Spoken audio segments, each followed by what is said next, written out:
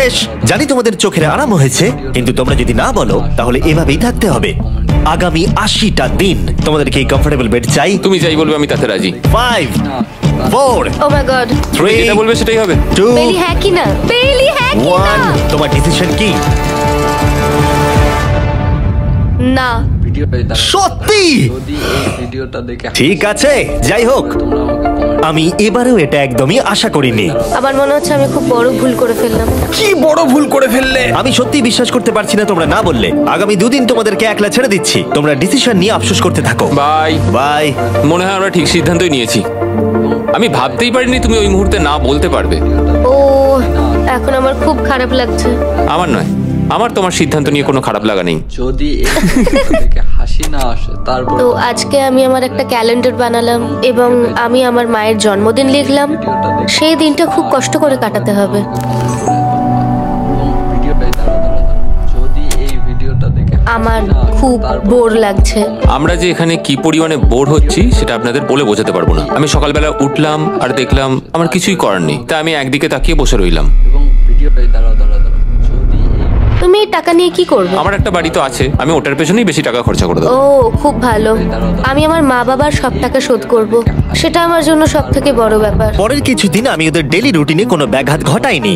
যাই হোক, আমি লক্ষ্য করছিলাম বাইরের জগতের কি কি জিনিস ওরা মিস করছিল। যেমন 24 নম্বর দিনে আমি লক্ষ্য করলাম ওদের মশলা ছাড়া খাবার খেতে আর ভালো লাগছে না। ওকে, যদি আমাদের কাছে মশলা আমারও তাই থাকতো মনে তাহলে আমরা খুব সহজেই 100 দিন কাটিয়ে হ্যাঁ। ফেলতাম।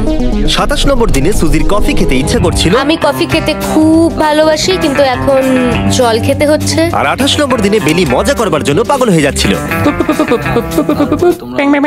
তাই 30 নম্বর দিনে ওদের টাকা খরচ করাবার জন্য আমি একটা দারুণ প্ল্যান করলাম। আজকে 30 নম্বর দিনে ওদের অফার দেওয়ার সময়। কেমন চলছে? হাই। আজকের অফার খুবই সিম্পল। এই প্রত্যেকটা আইটেমের দাম হলো $10,000 করে। তোমরা কিনতে পারো একটা ফোন কল, পুরো হ্যারি পটার কালেকশন, নিজের কফি মেশিন, তোমাদের খাবার তৈরির জন্য সব রকম মশলা, অথবা তোমরা মনোপলি কিনতে পারো $10,000 দিয়ে। তোমরা একটাও কিনতে পারো, তোমরা সবকটাও কিনতে পারো। এটা খুব কঠিন ডিসিশন। তোমাদের হাতে 10 মিনিট সময়, ডিসিশন নাও। আমি একটু নার্ভাস, এটা বড় ডিসিশন। কফি শুনেই মনটা খুব খুশি হয়ে গেল। একদম। আর মশলাগুলো, সিজনিং শুনে তো আমারও জিভে জল এসে গেল। আমি এটা নিচ্ছি 1000% শিওর, আমি এটা বলে রাখলাম। এটা নিয়ে কিছু যায় আসে না। পাগল। কফিটা নিতেই হবে সকালটা ভালোভাবে শুরু করার জন্য। আমি আমার ডিসিশন নিয়ে নিয়েছি। ডিসিশনের সময়। তোমরা কি মনোপলি কিনছো? না। ঠিক আছে।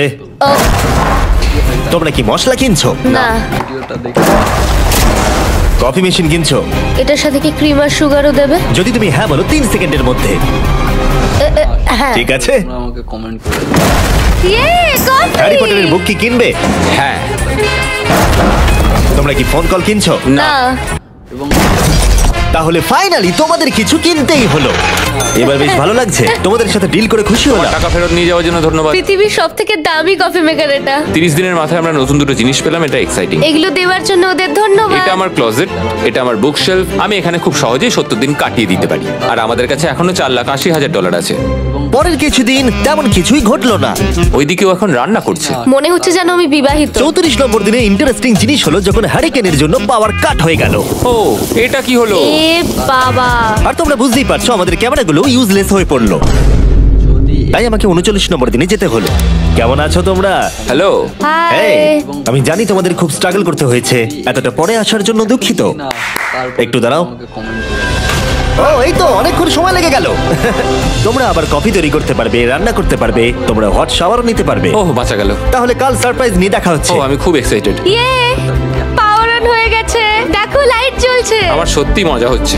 আবার লাইট ফিরে এসেছে।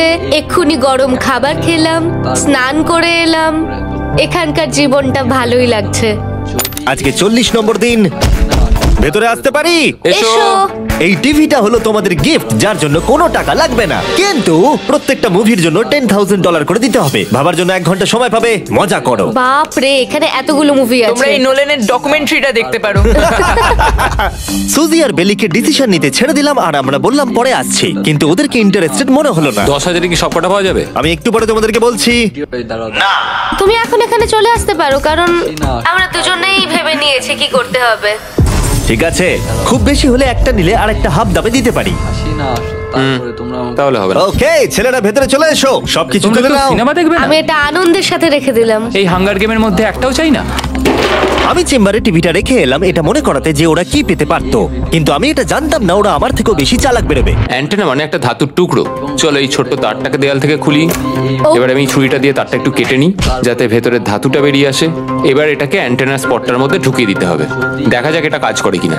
কিছু তো আসুক, একটা অন্তত চ্যানেল। ও কি হলো? এখানে 7খানা ডিজিটাল চ্যানেল এসছে। ও মাই গড, এটা কি কাজ করছে? ও ও মাই, আমার হাতটা কাঁপছে। পেইলি। এখন শুধুমাত্র আমরা একটা জিনিসই টিভিতে দেখতে পাচ্ছি, একটা কার্ডে। আমার কোনোদিনই ভালো ও লাগতো না, সেকেন্ড হয়ে গেল। কিন্তু আজকে হঠাৎ করে আমরা কার রেসের বড় ফ্যান হয়ে গেছি। এখন আমাদের সময় খুব দ্রুত কেটে যাচ্ছে। আর সুজি ঠিকই বলেছিল, কারণ পরের 6 দিন ধরে ওরা এটাই করলো। টিভিটা এসে সত্যি আমাদের রিফ্রেশ করে দিল। মনে হলো যেন নর্মাল জীবনে ফিরে গেছি। কালকে আমার মায়ের জন্মদিন, যদিও আমি তার সাথে সময় কাটাতে পারবো না, তাই আমি ওনার জন্য তৈরি করছি একটা ছোট্ট বার্থডে প্রেজেন্ট। যদিও বাইরে থেকে কিছু কিনলে সেখানেও টাকা লাগবে, টেকনিক্যালি আমি এখানেও টাকা খরচা করছি। কালকে 50 নম্বর দিন, তাই আমি টয়লেট পেপার দিয়ে এই রুমটাকে খুব ভালোভাবে সাজাবো।